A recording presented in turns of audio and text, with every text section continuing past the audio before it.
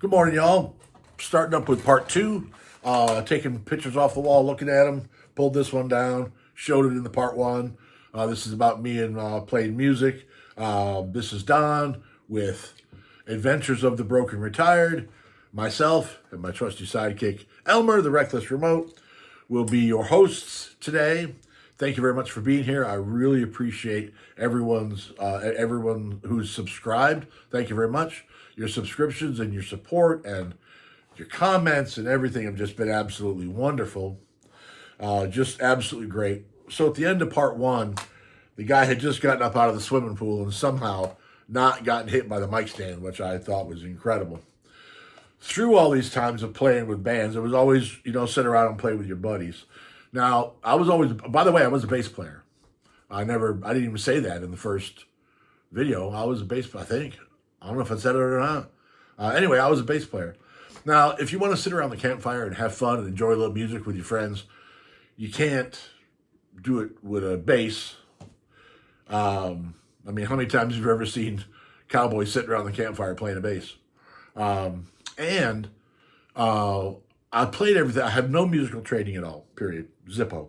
Can't read music, nothing. So what I would do to know what was going on, obviously you listen to what's going on, but what I would do too is I would watch the guitar player's hands.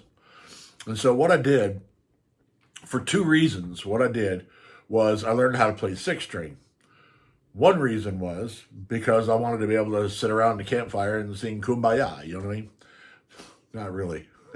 I never sat around the campfire and played Kumbaya. Okay? I promise I didn't do it. What an idiot. Anyway, oh man, now I got myself all goofed up. I did it. I learned how to play six string so I could sit around the campfire, play music, or sit on the tailgate of the truck or whatever. And so that when I looked at the guitar player's hands, I'd know what he was doing. I'd know where he was. So before you hit the first note of the song, you see the guitar player over there, he's doing this, and you know where he's at. And that worked out really, really well later on when I was playing. I played a lot with a guy that was left-handed guitarist. So his guitar was kind of facing me a lot. So it worked out really well. I'm not going to say that guy's name. He and I played a lot of music together. His lifestyle was different than I would agree with. Boy, he drank. I met a lot of people who drank a lot playing music, and he drank a lot. And I remember seeing him a few times where I hadn't seen him in a while, and boy, he looked bad. I was worried about the dude. He's still out there somewhere, from what I understand. But he was a lot of fun to play music with, and he was a very talented guy, but he drank too much. And have a job? I don't think so. He didn't have a job. All he did was play, which means that he wanted to play all the time. So I'm in a band with this guy, and I have to go to work the next day, especially the last 15 years or so. I would have to get up to go play, or get up to go to work. So I would get up in the morning at 5:30, be on the job at 6:30, work my butt off all day working on people's houses, doing my business. I'm just retiring from doing home repair and maintenance. And then I'd work until 5:30, 6 o'clock, 6:30, and then I'd real quick run home, change clothes, take a shower. Now I used to I would keep the music stuff in the van as much as I could, but when I was working out of it, I would have to empty the van, empty all the tools and whatever out of the van, put the music stuff in, and then head off to the gig. I'd just go to the gig. I'd stop and get a hamburger on the way or whatever, and I'd go to the gig and be at the, we usually played from 9 to 1, so I had to be there at least by 8 to get set up. Then you play from 9 to 1. Then you've got all the stuff to tear down, pack up. You need a few minutes of time to chill, you know. So you get home at 2 or 3 o'clock in the morning, and you go to bed, and then you get up at 5:30 or 6 o'clock and go do it again. Sit tight just a minute. So you do that, and you tend not to get any sleep at all. I did it for, before I was working for myself, it was leading up to when I took the motorcycle vacay. There's a couple of videos about the motorcycle vacay. Leading up to the time that I did that, I had a bunch of debt I had to pay off, and I knew what I was working for. I had business cards made up. I was a hired gun. I would just go around handing out business cards. Hey, if your bass player ever can't make it, give me a call.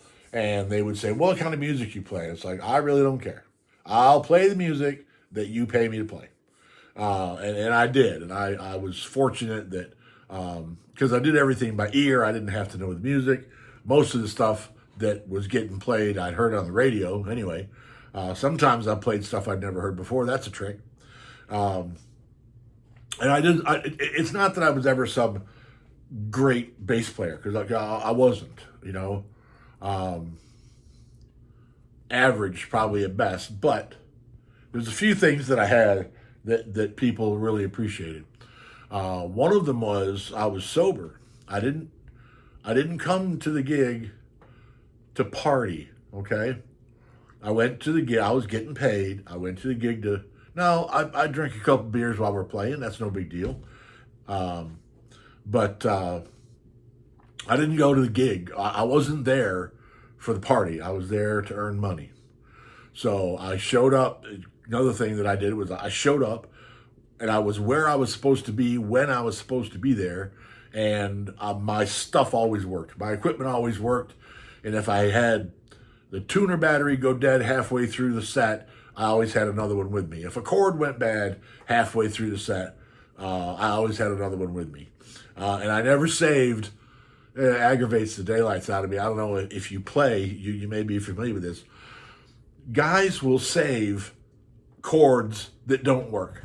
Oh, I'm going to fix it. I never did that, okay? When the chord didn't work, I threw it away. If you don't throw it away when it doesn't work, you end up with a bag full of chords. Everybody has a music bag. You end up with a bag full of chords that don't work. And I have no idea for the life of me what the point behind that is. There's no point to do that. Anyway, some of the other places I played, we played at a biker bar out here. Actually, I think it's in St. Helena Parish. We played at a biker bar out there, and typically it was a Sunday afternoon. By the way, we started playing at about like 1 o'clock, I think. And typically when you play for 4 hours, right? And you take you take breaks, but typically you play for 4 hours, and we were getting paid to play for 4 hours. Well, when the 4 hours was over, when the 4 hours was over, this woman went carrying a cowboy hat, went around to everybody in the bar and said, give me some money. I'm paying the band more. We want them to keep playing. And everybody put money in the hat. And then she'd come over to us with this big old handful of money. She'd come over to us with a big old handful of money and pay us whatever was in it. And it was usually a pretty good amount. And we played some more. We ended up playing for 8 hours that day. Now, when you play music, I obviously, like I said, I'm a bass player. I was a bass player. These two fingers right here, I didn't use a pick. I played with these two fingers.